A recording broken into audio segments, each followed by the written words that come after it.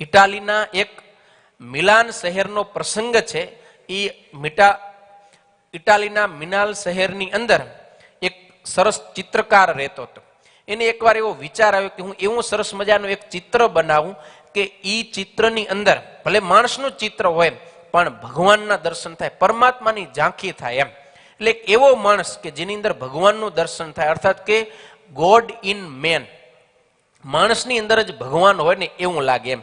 એટલે એના માટે એ પછી આમ યોગ્ય મોડેલ શોધવા લાગ્યો અને આખા એ મિલાન શહેરની અંદર ફર્યો. એની અંદર એક સરસ મજાનો એને નવયુવાન મળ્યો, એટલો સરસ રૂપવાન અને નેત્રમાંથી આમ કરુણા વર્ષે, હા, રોમ રોમની અંદર મમતા ભરેલી અને એવો દિવ્ય આત્મા કે એમ થાય કે સાક્ષાત જાણે કે પરમાત્મા હોય ને.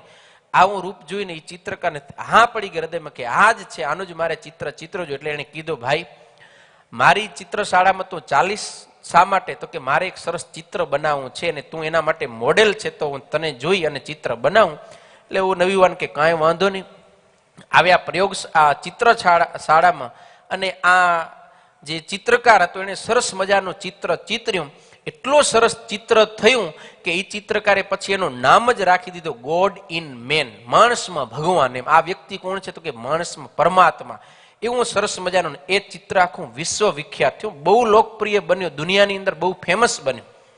પછી તો વર્ષો પર વર્ષ પસાર થતા 8 વર્ષ પસાર થયા અને ફરીવાર એ જ ચિત્રકારને એવો વિચાર આવ્યો કે મેં 8 વર્ષ પહેલા ગોડ ઇન મેન આવું પિક્ચર એક ચિત્ર તૈયાર કર્યું હતું ને, હવે એનાથી ઉલટું ડેવિલ ઇન મેન કે માણસની અંદર શેતાન, આવી રીતનું હું કોઈ એક પિક્ચર ચિત્રો એમ.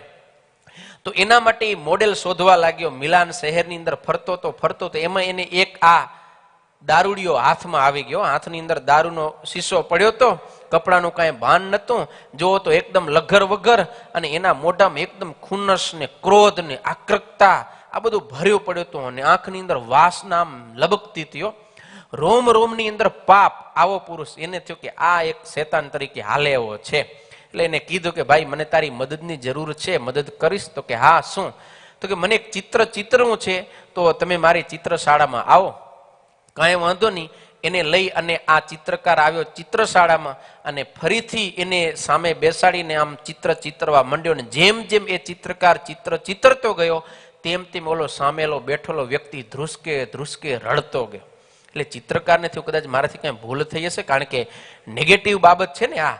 એટલે ચિત્રકારે પૂછ્યું કે ભાઈ હું તમારું ચિત્રો છો તો તમે નારાજ છો, રડો શા માટે છો? મારાથી કઈ ભૂલ થઈ ગઈ?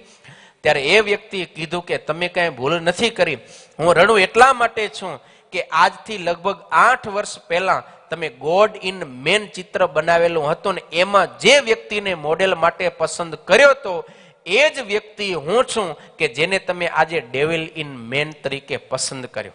એટલે ઓલો ચિત્રકાર તો સ્તબ્ધ થઈ ગયો કે જે વ્યક્તિને મેં ભગવાન તરીકે પસંદ કર્યો તો એ વ્યક્તિ આજે શેતાન તરીકે મારી પસંદગીમાં આવ્યો. એટલે તરત પૂછ્યું આવું શા માટે? ત્યારે એને હાથમાં રહેલો શીશો બતાવ્યો, આને કારણે, આ એક દારૂને કારણે હું ભગવાન જેવો હતો શેતાન જેવો થઈ ગયો. અને બહુ પ્રેક્ટિકલી વાત છે.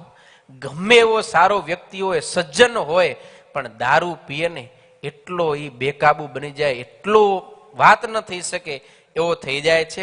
એટલા માટે કહેવાય કે દારૂ છે ને એ તો દેવ જેવાને પણ માણસ મટાડીને દૈત્ય બનાવી નાખે. દેવ જેવાને માણસ મટાડી અને દૈત્ય બનાવી નાખે છે. દારૂ છે એ રામ જેવાને રાવણ બનાવી નાખે, કૃષ્ણ જેવાને કંસ બનાવી નાખે. એટલે દારૂને રવાડે ક્યારે ચડાય નહીં. કદાચ ચડ્યા હોય ને તોય પાછા વળી જાજો. કારણ કે દુનિયામાં એક કહેવત છે કે જેટલા માણસોને દરિયે નથી ડૂબાડ્યા એનાથી વધારે દારૂએ ડૂબાડી દીધા. સમજાય ને? દરિયે એટલા માણસોને નથી ડૂબાડ્યા કે જેટલા દારૂએ પોતાની અંદર માણસોને ડૂબાડીને મારી નાખ્યા. એટલે બહુ ભયંકર નુકસાન છે.